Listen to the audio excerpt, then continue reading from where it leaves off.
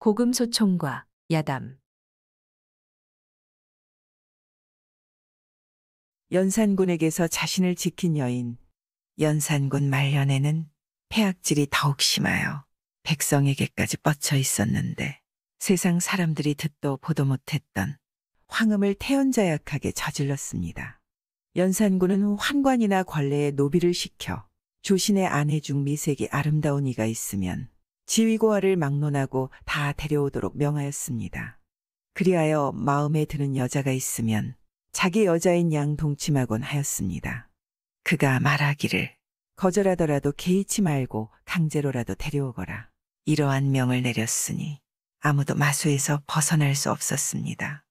연산은 아무개 대신의 부인이 남편보다 임금을 더 좋아하여 궁에 살기를 원했다는 말을 퍼뜨리기까지 하였습니다.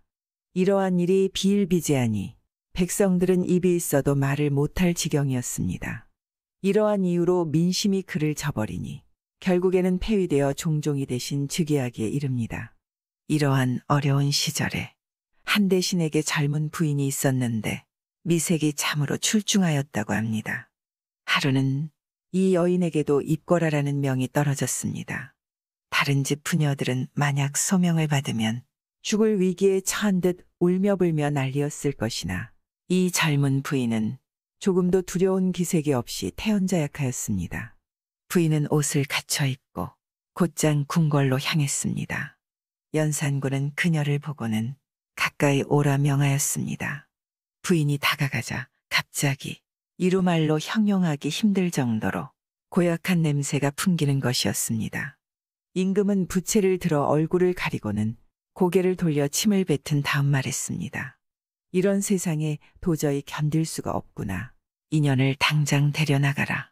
그리하여 부인은 무사하게 빠져나올 수 있었습니다. 사실 이 부인은 언제든 부름이 있을 것으로 여겨 미리 빠져나올 계책을 준비해 두었던 것입니다.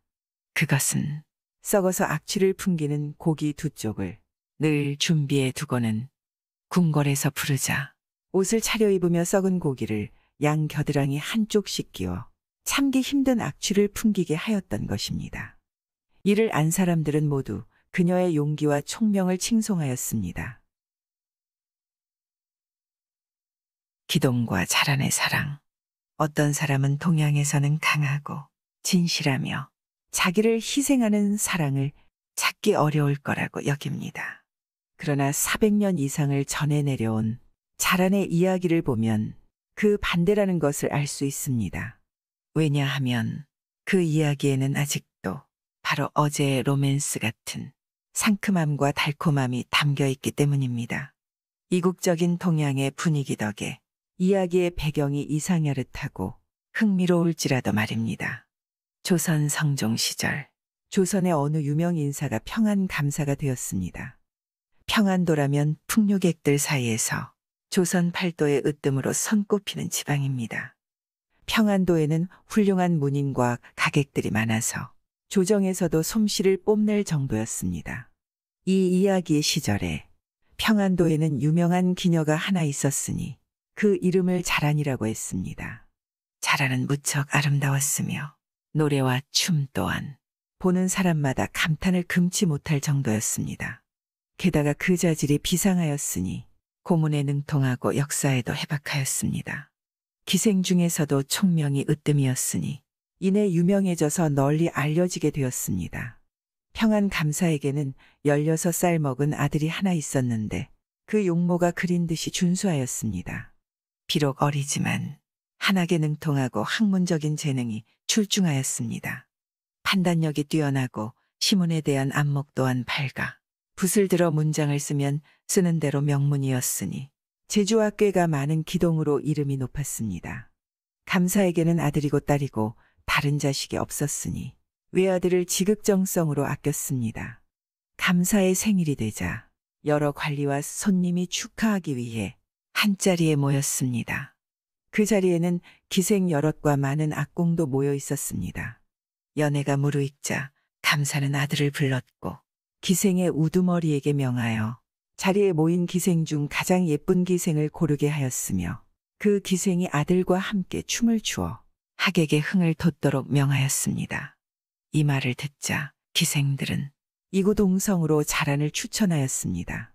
재능과 기량을 두루 갖추었으며 나이 또한 감사의 아들에 딱 맞는 상대였기 때문입니다.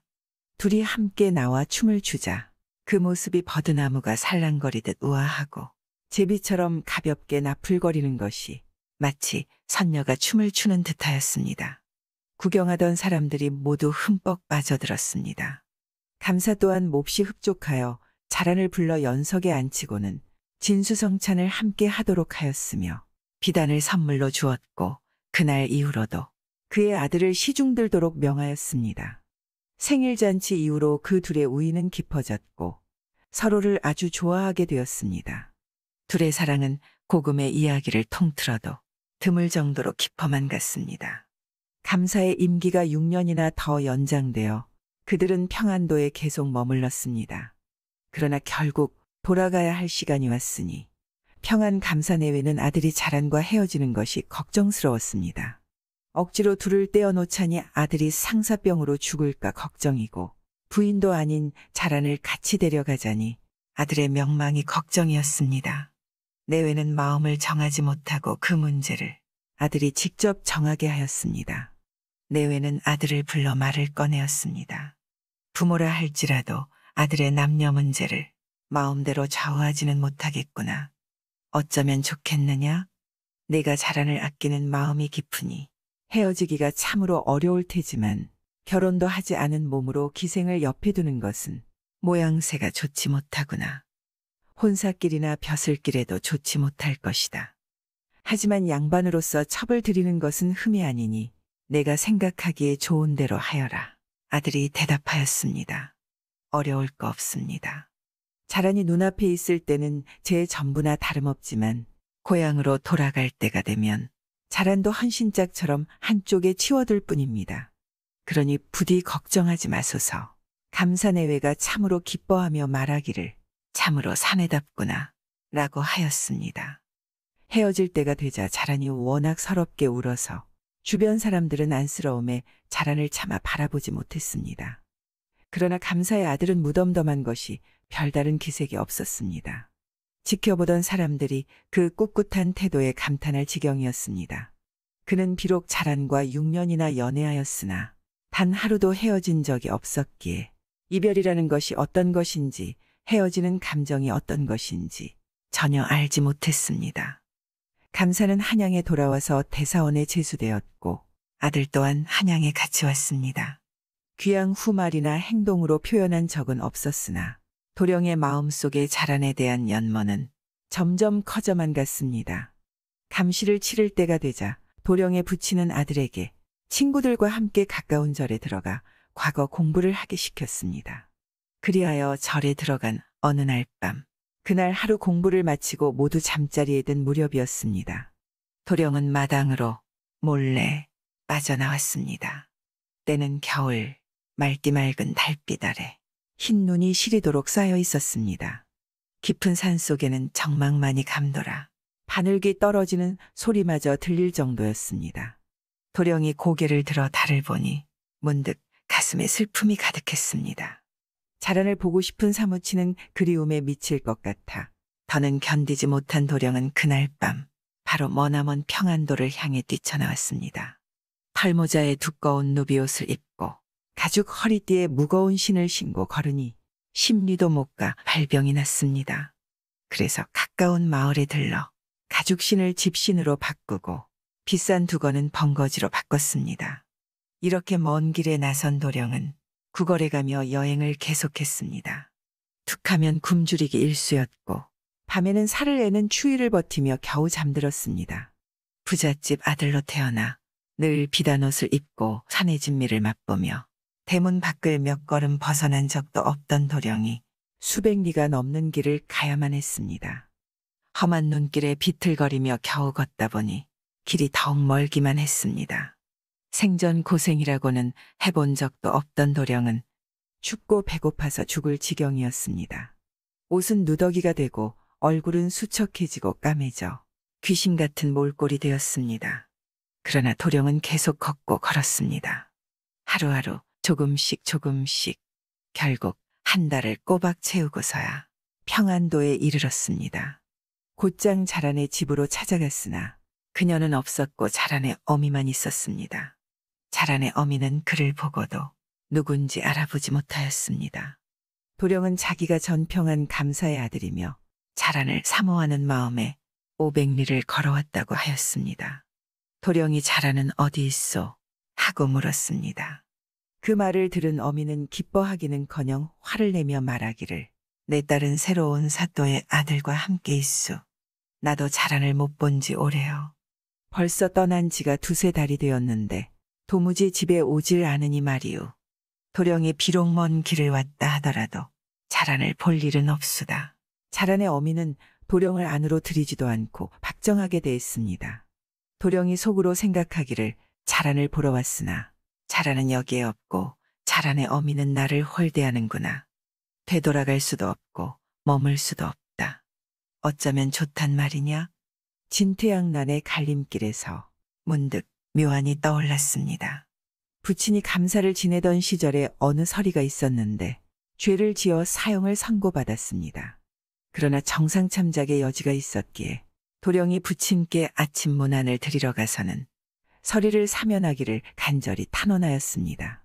도령의 부친은 아들의 간청을 갸륵히 여겨 그 서리를 용서하였습니다. 도령은 내 덕에 죽음을 면했으니 서리라면 나를 받아주지 않겠는가 라고 생각하고는 자란의 집에서 곧장 그 서리의 집으로 향했습니다. 그러나 서리도 처음에는 도령을 알아보지 못했습니다. 도령이 그의 이름과 정체를 밝히자 서리는 반색하고 맞이하면 업죽절했습니다. 그는 내실 하나를 비워 도령이 편히 지내도록 했고 진수성찬을 내어 대접하며 극진히 대했습니다. 얼마 후 도령은 어떻게 하면 자란을 만날 수 있을지 서리와 상의했습니다.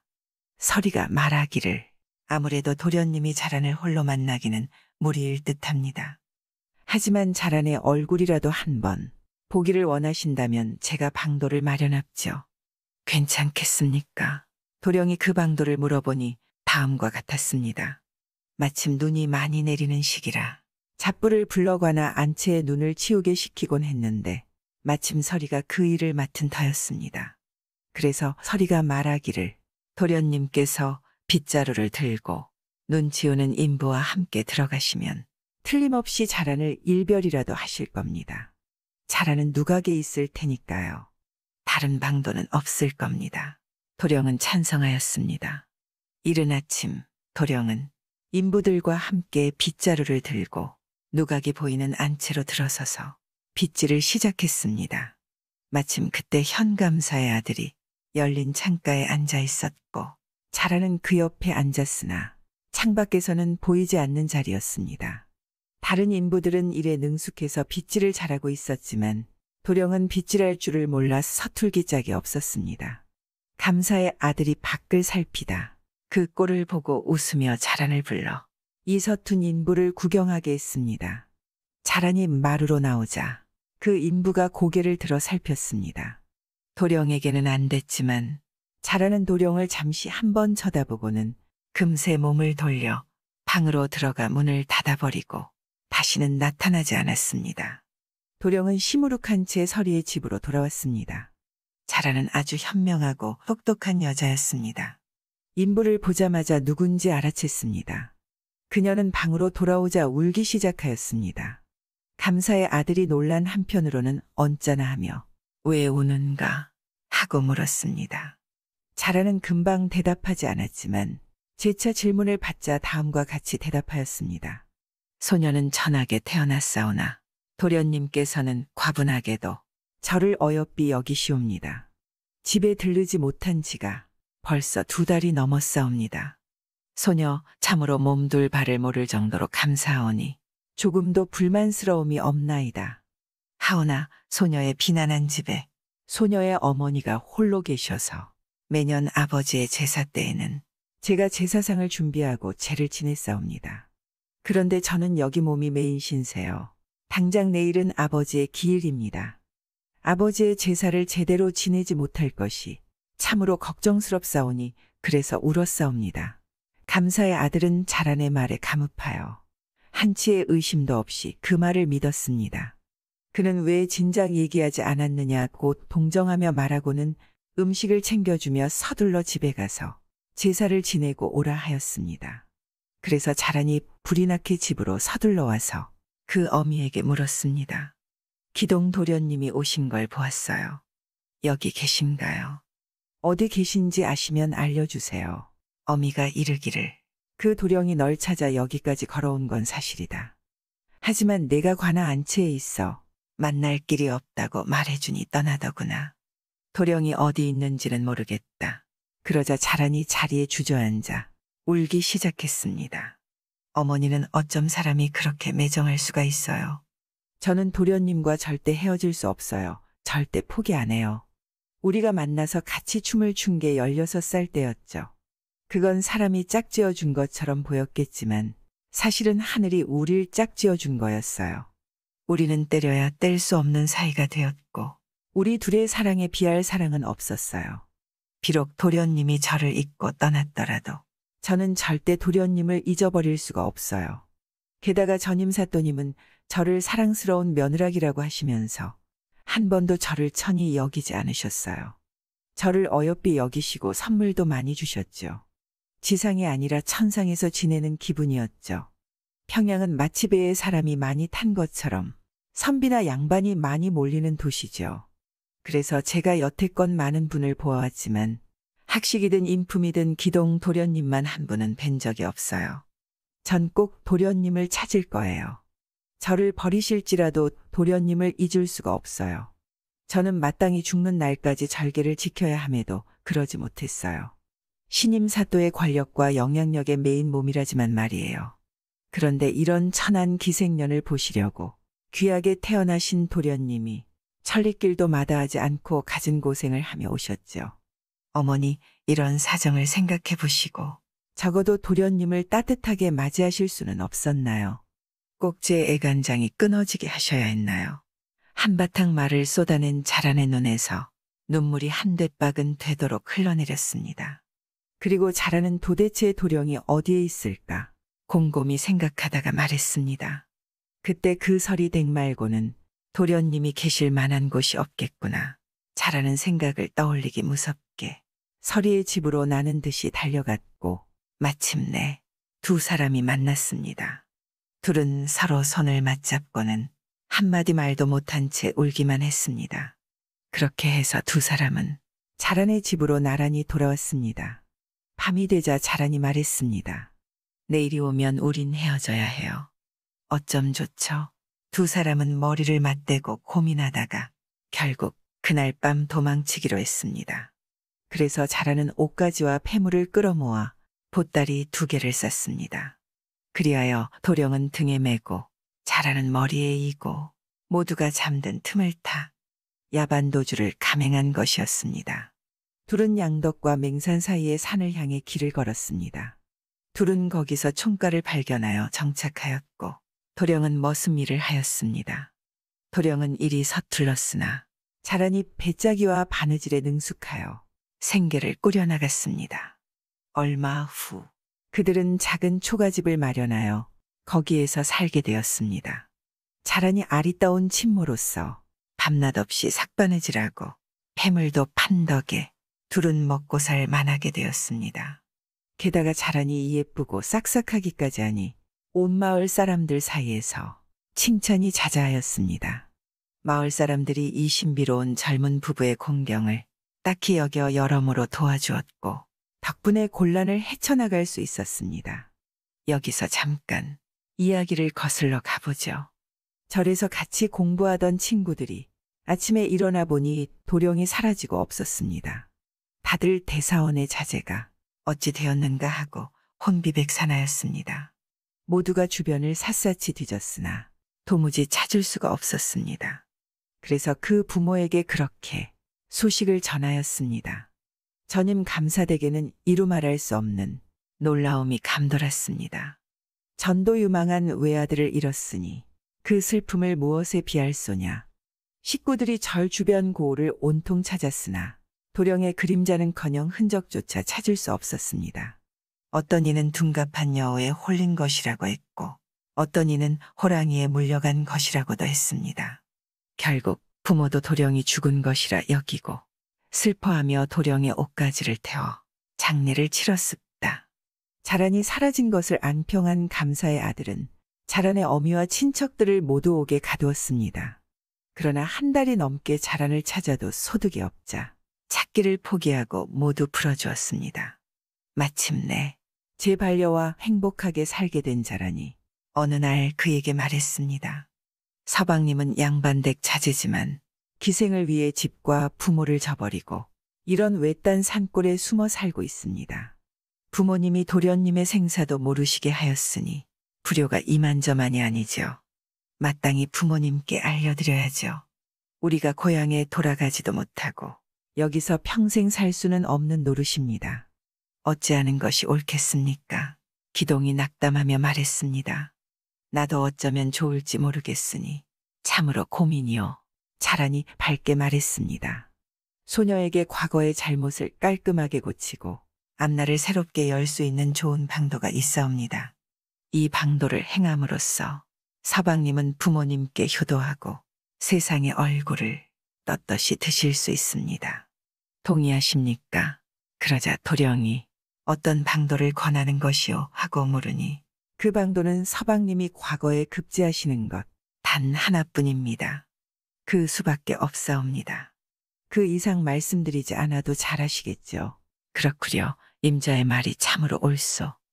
하지만 필요한 책을 어떻게 구한단 말이오 하며 도령이 되묻자 그건 걱정하지 마세요. 제가 구해 오겠사와요. 하고 자라는 그날 이후로 길을 쓰고 온 마을 이웃들에게서 책을 구하러 다녔습니다. 그러나 산골 마을이다 보니 책이 거의 없었습니다. 그러던 어느 날 마침 마을에 행상이 들렀는데 보찜에서 책 한 권을 꺼내놓고 파는 것이었습니다. 마을 사람 몇몇이 벽지로 쓰려고 사려 했으나 자란이 잽싸게 챙겨와 기동에게 보였습니다. 그 책은 바로 과거 시험 준비용 책으로 온갖 시제를 정리해 놓은 책이 아니겠습니까? 작은 글씨로 쓰인 두꺼운 책이라서 수천에 이르는 시제와 답안이 정리되어 있었습니다. 기동이 기뻐하며 말했습니다. 이 책만 있으면 과거 시험 준비로 충분하오. 자라는 그 책을 사서 기동에게 주었고 기동은 그날부터 매일같이 열심히 공부했습니다. 밤이면 촛불을 켜고 공부했고 그 옆에서 자란이 비단을 짰습니다. 기동이 잠시라도 게으름을 피울라 치면 자란이 옆에서 독려하였고 그렇게 2년간 열심히 공부하였습니다. 기동은 원래 학문의 자질이 뛰어났던 터라 나날이 그 실력이 일취월장하였습니다. 붓을 놀려 글을 쓰면 참으로 명필이요. 문장을 쓰면 참으로 견줄 데가 없는 명문장이라 어느 모로 보나 과거에 장원급제하기에 부족함이 없는 실력이었습니다. 마침 어전에서 특별과거 시험을 연다는 공고가 게시되었습니다. 그래서 잘하는 음식과 여타 필요한 짐을 챙겨 기동이 한양으로 과거를 치르러 걸어가도록 하였습니다. 마침내 한양에 당도하여 궁궐의 시험장에 이르렀습니다. 임금이 과장에 나와 시험 문제를 냈습니다. 기동이 붓을 빼들어 일필지휘로 답안을 써내려갔습니다. 영감을 받은 기동의 글이 샘솟듯 흘러나왔습니다. 그리하여 시험을 마쳤습니다. 이어서 임금이 합격자를 발표하기 위해 수험자의 이름을 봉한 것을 열도록 명하였습니다. 열고 보니 기동이 장원급제였습니다. 당시 기동에 붙이는 이조판서였는데 마침 그 자리에 같이 있었습니다. 임금이 이조판서를 불러 묻기를 장원급제자가 경의 아들인 것 같은데 어찌하여 부친을 이조판서가 아니라 대사원이라고 적었는가? 어찌 된 연유요? 임금이 기동의 부친에게 답안지를 건네며 물었습니다. 이조판서가 의아해하며 답안지를 받아들고 보더니 이내 눈물을 흘리며 말했습니다.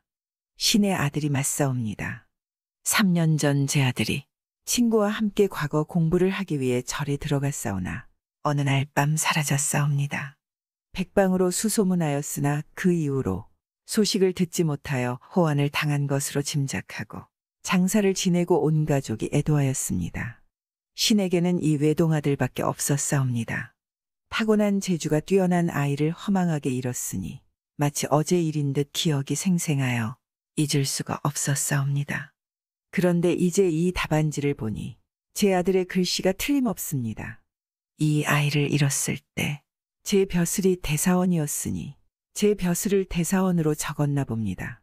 그러나 아들이 지난 3년간 어디서 지냈는지 어떻게 과거를 치르게 되었는지는 알지 못한 아이다. 임금이 이 말을 듣자 참으로 놀라 대소신료에게 명하여 당장 장원급제자를 대령케 하였습니다. 그리하여 학창의를 입은 기동이 어전에 대령하였습니다. 급제자를 발표하기도 전에 불렀으니 제신이 궁금하게 여겼습니다. 임금이 저를 떠난 이유와 지난 3년간 지낸 곳을 물었습니다. 기동이 고개를 숙이고 말했습니다. 불초소생 참으로 불효하여 부모님을 떠나 강상의 도리를 지키지 못하였으니 벌을 받아 마땅하옵니다. 임금이 답하기를 임금 앞에서 감추는 일이 있어서는 안 되느니라.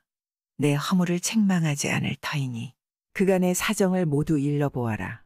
그러자 기동이 임금에게 자신의 사연을 털어놓았습니다. 대소신료가 다 같이 귀 기울여 들었습니다. 임금이 한숨을 내쉬고는 기동의 부친에게 말했습니다. 경의 아들은 잘못을 뉘우치고 고치려 하였어. 장원급제하여 이제 관원이 되었으니 이 여자에게 빠진 것을 책할 필요는 없지 않겠는가. 경의 아들이 저지른 과거의 허물을 용서하고 새 출발을 하도록 하시오. 임금이 기동에게도 이르되 자란이라는 여인은 그대와 함께 두매산골에 살면서 과거를 치르도록 돕기까지 했으니 참으로 범상치 않은 여인이로다. 그대가 복귀한 공은 자란이 세운 방도 덕이 아닌가. 이 자란이라는 여인은 기생으로 여길 수 없으니 정실로 삼도록 하라. 그리고 면천하여 지아비와 같은 사족으로 삼아 그 자손대대로 음서토록 하여라.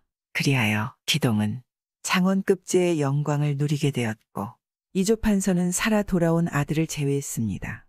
어사화를 쓴 아들을 맞이하니 온 집안이 기쁨에 둘러싸였습니다.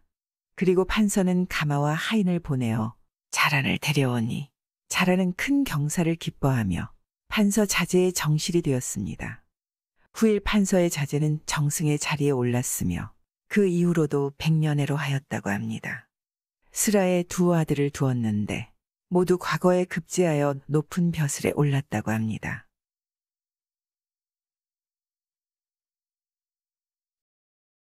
신통방통 강화도 촌장 이야기. 옛날에 강화도에 한 군병이 있었는데 마을의 촌장을 맡고 있었습니다. 그는 천한태생으로 특별한 재능도 없었습니다. 어느 날 그의 아내가 속에서 치밀어 오르는 질투심에 사로잡힌 채 안방에서 바느질하고 있었습니다. 한겨울이었기에 집에 있을 수밖에 없었던 군병은 아내의 기분을 풀어주려고 말을 꺼냈습니다. 임자, 내가 나비 만드는 거 구경하겠소. 아내는 그 말에 더욱 화가 나서는 그를 염치도 없다 욕하며 아랑곳하지 않았습니다. 그러자 군병은 아내의 바느질 바구니를 가져가서는 형형색색의 비단 조각을 골라 손바닥에 올려놓고 다른 손으로 덮은 뒤 주문을 거듭 외우고 잠시 후 손에 든 것을 허공에 흩뿌렸습니다.